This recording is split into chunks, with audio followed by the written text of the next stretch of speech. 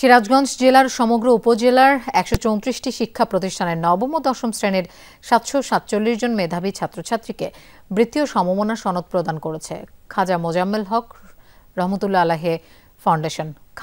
কামারখন্দ উপজেলার চৌবাড়ি ইসলামিয়া উচ্চ বিদ্যালয় প্রাঙ্গণে এই অনুষ্ঠানে জেলার শতাধিক শিক্ষা প্রতিষ্ঠানের ছাত্রছাত্রী, শিক্ষক শিক্ষিকা, অভিভাবক, আমন্ত্রিত অতিথি ও সমাজের বিভিন্ন স্তরের পেশাজীবী মানুষের উপস্থিতিতে ফাউন্ডেশনের মাননীয় চেয়ারম্যান ও প্রধান অতিথি খাজা টিপু সুলতান মেধাবী ছাত্রছাত্রীদের মাঝে বৃত্তি ও সম্মাননা সনদ প্রদান করেন।